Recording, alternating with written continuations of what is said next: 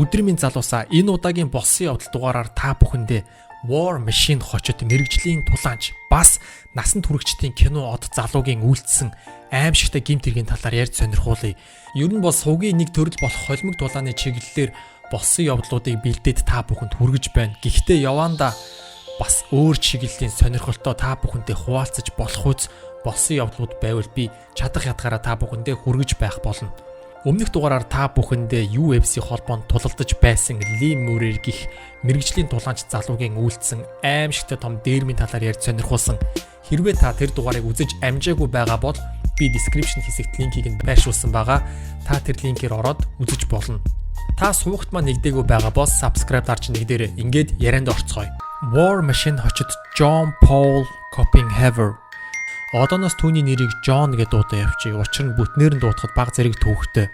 John 1981 онд Америк нэгдсэн улсын Калифорни мужид төрсөн. Түүний аав нь Герман гаралтай хүн байдаг.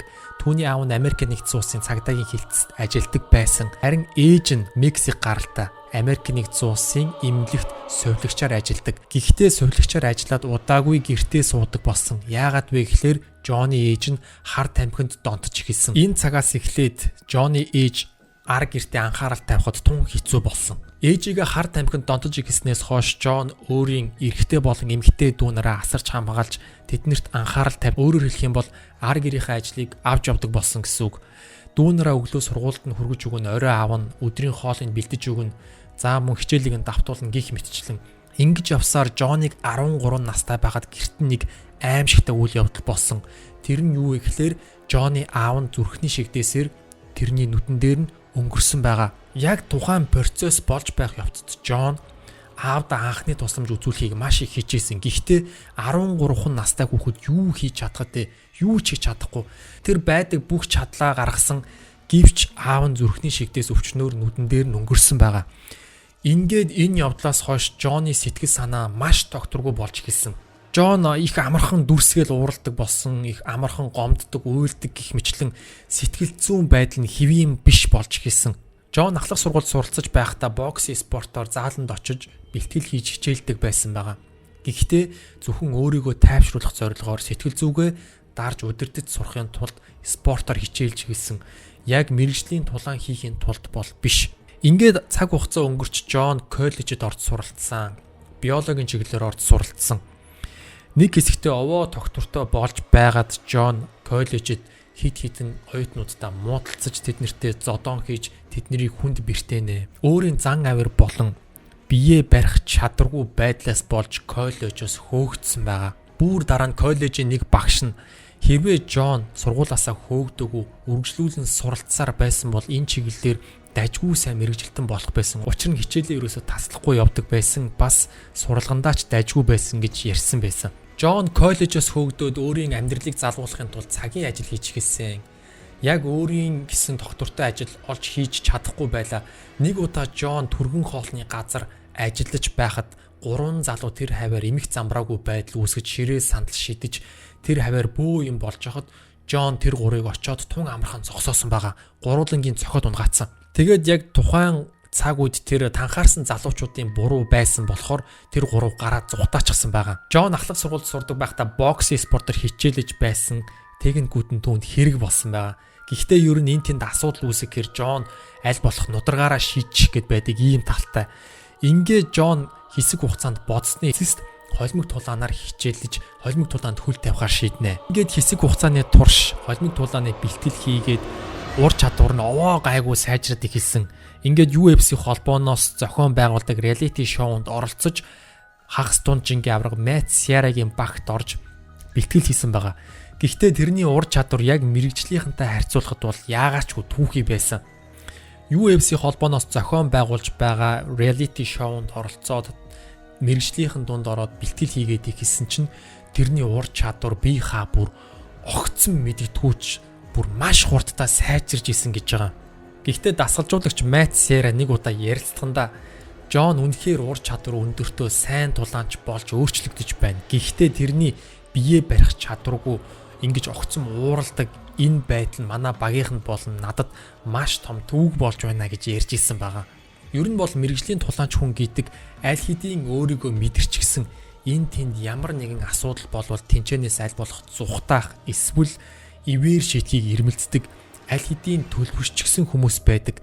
Гэтэл Джонны нөгөө багада авсан сэтгэл зүйн өөрчлөлтөөс болоод ур чадвар нь буруу тийшээ эргэчих гээд энгийн хүмүүс рүү довтолчих гээд байдаг байсан. Багийнх нь хамт бэлтгэл хийжсэн залуус ч өрн тэрний огцон мууртай бие барих чадваргүйг мэддэг болохоор тэрнтэй аль болох ивэр харьцахыг ирмэлцдэг байсан байгаа. Гэхдээ Джон яг шоунд оролцож байсан 16 тулаанчийн үндсэн нэг тулаанч нь бол биш байсан. Ингээд бэлтгэлийн явцад нэг залуу тохоогоо бэртээж Джон тэрнийг орлож тулдахаар болсон байгаа. Джон 180 см өндөртөө 77 кг жинтэй. Тэрний тулааны урлагийн амжилт бас гайхалтай. 2004-өөс 2013 оны хооронд 19 тулаан хийсэн. Эндээс 14 тулааныг нь хугацаа насны өмнө дуусгасан хүнд цохилт өчөлт болт. Тулаан сонирхдаг залуусын сайн мэдих UFC болон Bellator холбоонд тулалдаж байсан туршлагатай. 2007 онд Джон тулааны урлагийнхаа яг карьер их үед гадаа машины зогсоол дээр нэг залуутай муудалцаад тэрнийг цохоод унгаацсан. Унгаасныхаа дараа араас нь хүзүүгийн боосон байгаа. Ийм аимшигтай халдлага үйлдэлсэн байгаа. Тэр хавар байсан хүмүүс бөө юм болоод цагдаа дуудсан. Эргүүлийн цагдаа нар харин азар маш хурдан ирсэн. Тухайн газар дээр ирээд Джоныг баривчлаад аваа явсан. Яг түүний энэ хийсэн хэрэгээр эрүүгийн хэрэг үүсч Джон шүүхээс анхны ялыг авсан байгаа. Ямар ял авсан бэ гэхээр 3 жилийн хугацаанд тэнсэн харгалзах ялаар 30 хоногийн хугацаанд олон нийтийн сайн дурын ажил хийх ийм ялыг авсан. Гэхдээ шоронд ороогүй.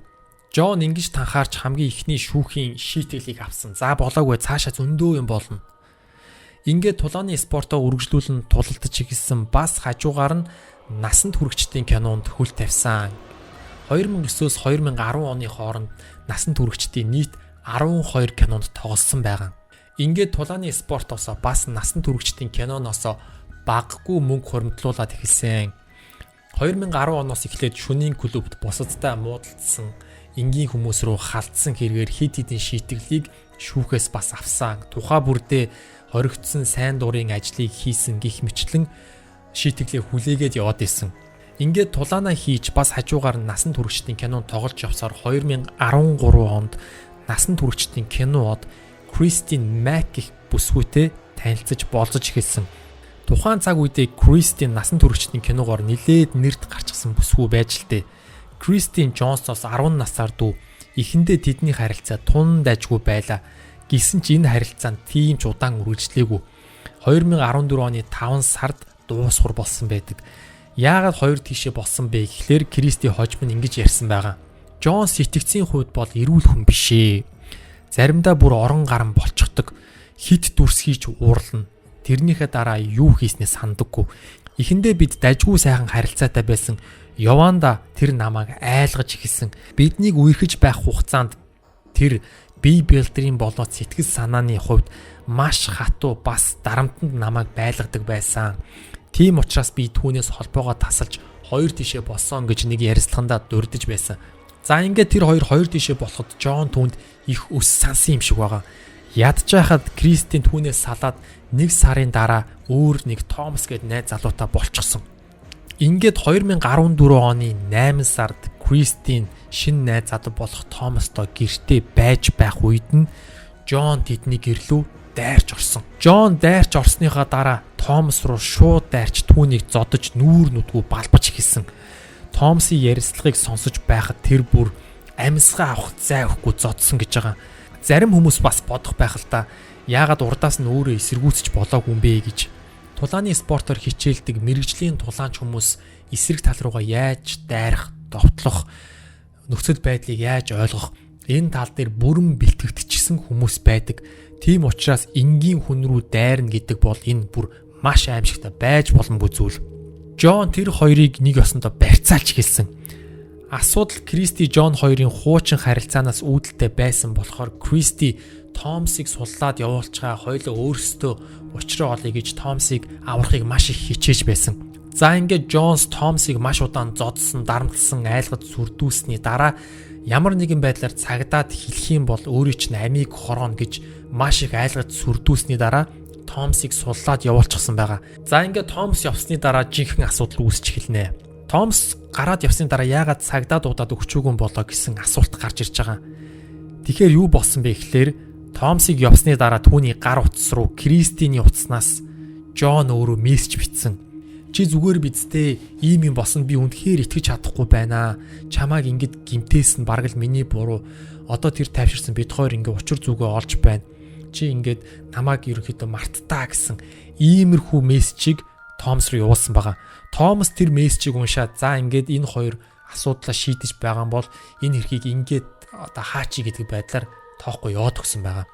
Томсыг явсны дараа Жон Кристийг 2 цагийн турш өөрийн иргэшээлдээ маш хүнд байдалд байлгасан. Энэ хугацаанд хүчирхийлэл үлдэж, тэрнийг зодож, хутгаар зүсэж, гимтээж, аимшигтай хүнээс гарч боломгүй маш олон зүйлүүдийг хийсэн. Зарим хийсэн зүйлүүдийг нь бүр ярмааргүй ийм аимшигтай. За ингээд энэ аимшигт үйл явдал болсноос 2 цаг орчмын дараа Жон түр зогсоод цаашаа эргээд алхах мөчид Кристиан маш хурдан самбаа гаргаж тагт руугаа дамжиж гүгээд тагтаараа дамжиж хөрших руугаа ороод дотроос нь хаалгаад үгчээд цагдаа дуудсан байгаа. Хэрвээ яг энэ тухайн цаг үед Кристи энэ шийдвэрийг маш хурдтай гаргаж Жоны гараас мултраагүй бол тэрний гарт амиа алдах нь бүр тодорхой болцсон байсан. Яг Кристи цагдаа дуудсны дараа эргүүлийн цагдаа нар маш хурдан ирсэн. Тэгтэл Жон аль хэдийн гараа зугатаачихсан байсан. Яг энэ явдлын дараа түргэн тусламж ирсэн Кристи бүр хүн танихдахын аргагүй болчихсон царайтай шокийн байдалтай эмнэлэгт хүргэгдсэн байгаа. Кристийн эмнэлэгт хүргэгдэх үед тэрний гэмтлийн байдлаас харахад Жон тэрнийг яаж тамлж ийсэн харагдана. Кристигийн нүүр орчмын хэсгээс 18 яс нь хугарч цуурсан. 12 шүд нь хугарсан, 90 нь хугарсан, илгэн задарсан гих мэт маш олон гэмтэлтэйгээр эмнэлэгт хүргэгдсэн. Тэр аимштай нөхрийн гараас мултарч өөрийгөө аварж үлдэж чадсан үнэхээр хүчтэй бас азтай бүсгүй. Цагдаа нар хэргийн газар ирэхэд Жон аль хэдийн зүгтаачихсан. Гэхдээ зүгтааж байх явцдаа Жон өөрийнхөө Twitter хуудсан дээр пост үлдээгээ явуулсан. Ямар учиртай пост вэ гэхээр Кристи намайг хуурсан болохоор би тэрэнд сүрприз барьлаа гих мэтлэн иймэрхүү постуудыг үлдээгээд яваад байсан. Цагдаа нар түүний утсан нээлттэй байсныг ашиглаж түүний утасны байршил тогтоогчоор тэрнийг хаана байгаа газраас нь 7 хоногийн дараа барьж авсан байгаа. Ингээд түүнийг баривчлан Невада мужийн цагдаагийн хилтэст хүлээлгэж өгөөд түүнийг хулгаасан, барьцаасан, хүн хүчирхийлсэн, алхахыг завдсан гих мэт 36 зүйл яалтаард яллаж баривчилсан. Яг шүүх хурал болох гээд хүлээгдэж байх явцад Жон өөрийнхөө амийг хорлохыг хэд хэдэн удаа заавдсан. Гэхдээ цагдаа нар бүгдийг нь илрүүлж цаг тухай бүртэн тасан зогсоож чадсан байгаа. Жоныг 36 жил хорсны дараа тэнсэн харгалзах ялаар суллаж болно гэсэн шийдвэр гарсан. Өөрөөр хэлэх юм бол 36 жилийн дараа Жон 72 настай байна гэсэн үг. 72 настай байхад тэнсэн харгалзах ялаар суллаж болно гэдэг бол бараг л насаар нь хорих ял өгснөөс ялгаагүй гэсэн үг.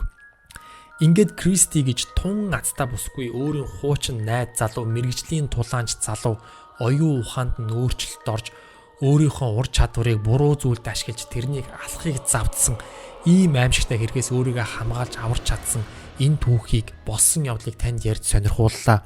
Тэгэхээр өөрийн авьяас чадвар сурсан зүйлийг буруу зүйлд ашиглана гэдэг бол үнэхээр байж боломгүй зүйл. Зарим хүмүүс бодчихж магадгүй л энэ Okis channel чинь өөрөө тулааны урлаг дуртай энэ талаар контент бэлддэг гэчээд яагаад тулааны урлагийн тамирчдын гэмт хэргийн тухай яриад байгаа юм бэ? Энэ тулаанчид чинь бүгдээрээ ийм аимшигтай хүмүүс байд юм уу гэж бодчихж магадгүй. Тийм биш шүү. Тулааны урлагийн тамирчид гэдэг бол аль хэдийн өөрсдийгөө мэдэрчсэн ямар нэгэн асуудал болоход тэрийг аль болох эв зүгээр шийдэхийг эрмэлздэг, аль хэдийн өөрийгөө мэдэрсэн ах захаа хүндэлдэг болчихсон ийм хүндлэмээр залуус, ийм хүндлэмээр хүмүүс байд юм шүү. Сүүлийн үед Монгол улсад тулааны урлаг маань эрчимтэй хөгжиж байгаа. Энийгээ дагаад залуу дүүнер маань энэ спортоор хичээлж бие билдер болоод сэтгэлзэн хувьд маш хүчтэй залуу үе бэлтгэгдэн гарч байгаа. Энэ бол үнэхээр сайшаалтай. Миний сонгож ярьж байгаа энэхүү болсон явдал сэдвүүд маань танд зүгээр сонирхолтой мэдээлэл хүргэх зарчмаар ярьж өгч байгаа шүү. Энийг та ойлгоорой. Та суугт маань нэгдэж амжаагүй байгаа бол subscribe дарж нэгдээрэй. Ингээд дараагийн дугаар хүртэл түр баяртай.